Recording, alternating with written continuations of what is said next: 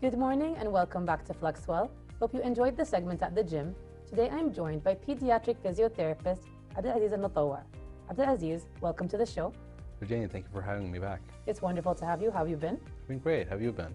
I've been good. I love our talks because learning about children is so important. They are the foundation of everything and they're just fun to talk about as well. Absolutely. I love talking about them with you. Yes, I've noticed you do have quite a passion for the subject, and so I want to thank you for that as well. Thank you for having me here. So today I thought we could talk about something from the very beginning, the first year of a child's life. Why is the first year so crucial for a child's development? Thank you for asking me that. So the first year of a child's life is very crucial because the brain is still growing, the brain is still adapting, and the more information the brain gets, the better the child's outcome will be. And it's like a sponge. The brain is absorbing every new skill that the child learns. So it's very important to make sure that the first year of the child's life is filled and rich with opportunities to move. So would you say early movement is very important? Absolutely. It's because of the developmental milestones. When we look at the child's movement, we see that they begin to get proper head control, and then the child learns to roll and then crawl and then sit independently and eventually reaches the point where they walk. And the child is not going to be able to learn all that if they're being, contained in a specific chair or being carried all the time. So if we decrease the opportunities for a child to move, we're going to be seeing a lot of delays in their motor skills. So let's reiterate, just so we have a good summary. What are the exact crucial milestones in the first year of a child's life? In the first year of a child's life, we want to be able to see good head control gained by the time they're 2 months. Even in the first month, the child is still gaining that control. From 2 to 4, we want to be able to see the child rolling. Is the child rolling? Is the child initiating sitting by the end of the 6th month? So by 6th month, is the child able to sit? And at the end of the 9th month, the child should be able to sit independently and crawl and stand up and begin their walking phase from 9 months, or let's say 12 months even, 12 months to a year and a half.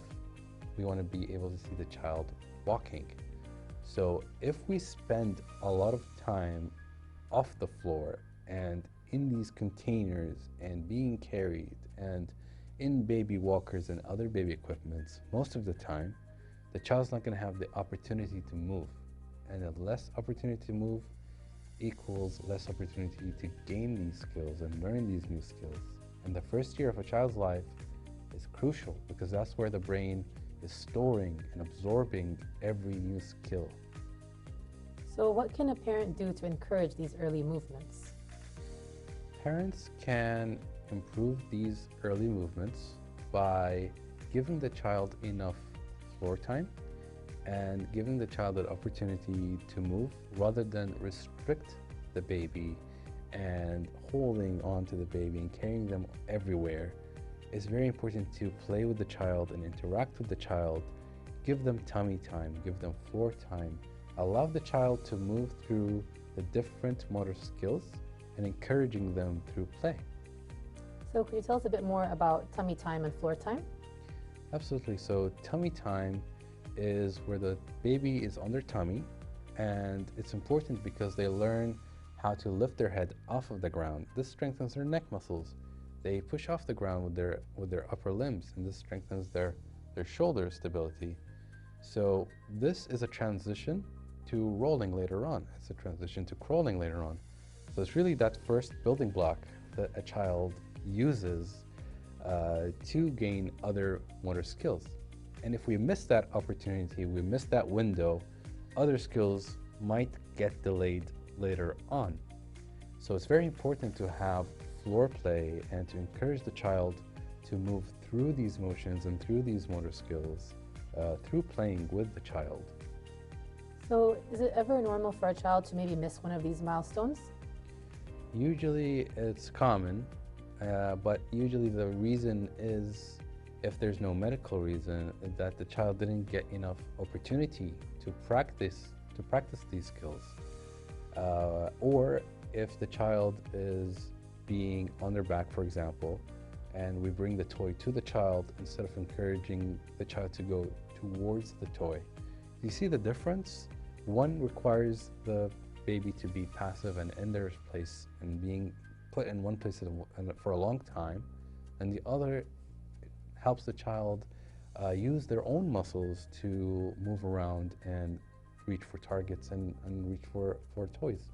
No, I do see that, because even if a child can't move yet, just reaching out probably is developing a lot of muscles for them. Absolutely, and the child needs to learn that they need to roll, for example, to reach a certain toy or to crawl towards a certain toy.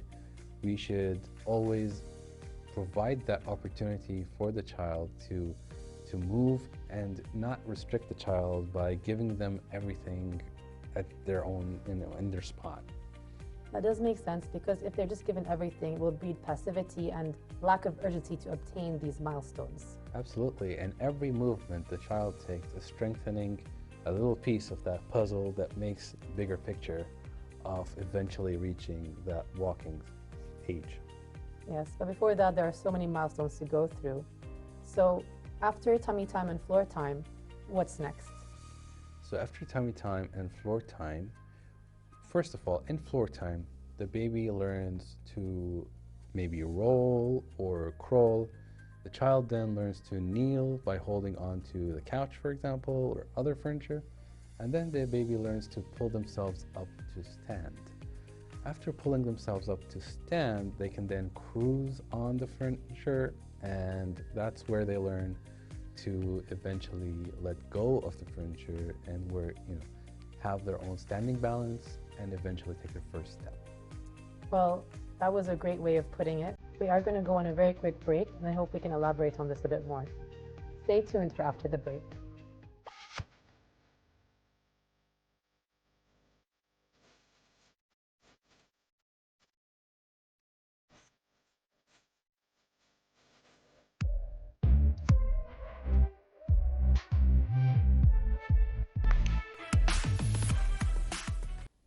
And we're back from that short break.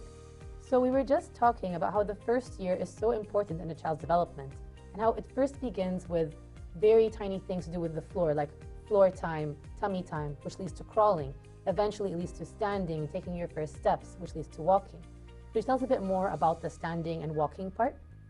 Yeah, so in order to reach that skill, child needs to learn these other skills as well. So once the child masters how to roll, how to move around, the child loves to explore, absolutely. So through this exploration, the child learns to pull themselves up to stand. Once they have adequate core strength, how is core strength obtained? Through floor time. You see how it's all connected? Yeah. So once the child's able to pull themselves to stand, the next step naturally is to let go, and the child will be able to stand for a few seconds, and then that increases day by day as the child learns this new skill. And like every skill, child needs to practice it in order to master it. So when we don't give this child the opportunity to practice, this is going to affect later skills. And I hope this all makes sense to you. No, it does, and it's really adding up. And the way that it works, from like every single thing is connected to every other thing, I think that's very vital for me and the audience to understand, because for a child, every little thing, especially at that very early stage, has an effect. Because as you said, it's their first experience with the world. It's how they're learning everything. Absolutely. And that first year is their first time in the world, so they have no prior experience. Exactly, and think about it as little building blocks, and you're building this little foundation. So it's important that every skill is a doorway to the next skill, and every skill builds this foundation in order for the child to be able to master the other skills later on. That does make sense. So tell me about if these skills are delayed. How is that a problem, and when can a parent tell if it is a problem and not just a normal type of delay? Well, we need to focus on which delay the child is, what we're talking about when we're talking about delays. So, for example, is the child, for example, at an age of 1 year or 1 year and a half? At the end of the year and a half, the child should be able to be walking independently. Is the child unable to walk independently? Is the child unable to initiate walking? Here's a problem that we need to assess and find out why. Is the child at an age where they're supposed to be rolling and the child's not rolling or not initiating rolling? Here's an issue that we also need to assess and find out the reason for that. And it's also common that children reach the age of 9 months and they're not sitting independently. So parents need to watch out for that as well. I feel like for a lot of new parents, though, they don't really know what to look out for. They're just aware of certain things, maybe things their parents have told them. And so they may not realize if a child is missing a milestone. There are some kids who I've heard skip the crawling stage and go directly into standing from sitting or from tummy time. So is that something normal, or is it a cause for concern if parents should get checked out? Usually no. A lot of babies do skip this exact transition, which is the crawling. However, a lot of children that do skip crawling might face different problems later on, like poor shoulder strength or poor core muscles. That's why in the clinic setting, I highly suggest the baby does crawl. So we need to provide opportunities for the child to crawl. We can get a little tunnel toy where the child can play and go through it, and therefore strengthening their abilities to crawl. So these are things a parent can do at home to encourage their child's movement. Yes, absolutely. And it's important to make sure the child goes through these motor milestones, bit by bit. And if a parent finds that their child is struggling with things like tummy time or crawling, what should they do? Well, they shouldn't ignore it. They shouldn't just carry the child as soon as they cry from a certain position. They should introduce the tummy time or the skill that the child is trying to avoid, is not comfortable with, but in small doses and frequent throughout the day. And then maybe even decrease the amount of pressure that the child is on. So maybe we can lift the baby up on an inclined surface during tummy time. That way it will be less effort on the baby and the baby might accept it. And then with time we can decrease that incline, and then we can give the child a longer duration in tummy time. That does make sense. And so a parent is trying to encourage these movements. How can they provide a safe environment for their child to avoid, falling or injuries? It's very important to make sure that the floor is firm and not hard. And it's a good idea to have the child in a certain designated safe zone area, away from corners that are sharp and away from electricity outlets and different things that could fall on the child. Does the type of surface matter as well? Yes, so it needs to be a firm surface, not too soft and not too hard, so the child doesn't get hurt. That does make sense. So a parent should encourage all these things, and movement is key, even if it's tiny movement that we may not notice. So you mentioned a bit earlier about baby walkers and other equipment. Why are those not encouraged? So baby walkers are used before a baby is ready to perform a certain skill like walking. So the baby learns to walk in an inappropriate way, like walking on their tiptoes, because they don't really know what walking is at this stage. And is walking on your tiptoes a bad thing? It can be a bad thing if it was prolonged beyond the age of 2 years. So before that, it can be part of the walking process? Sometimes, yes. Sometimes children are still learning to walk, and this is a way that they learn to walk. But it's important to notice when it's prolonged. Well, I want to thank you for joining us, because this was very enlightening, and I think me and the parents watching have learned a lot, so thank you. Thank you for having me. Always a pleasure to have you. And I hope you guys learned a lot about how important the first year is in a child's development. Little things, just like tummy time, floor time, walking, crawling, all of these are important milestones, and it's best to encourage them in the right time and direction that your child can later on progress to other activities in a normal way. If you notice any delays or issues, try to encourage your child's movement in a safe environment, and hopefully your child will develop in the proper manner. That's all we have for today. I'll see you next time.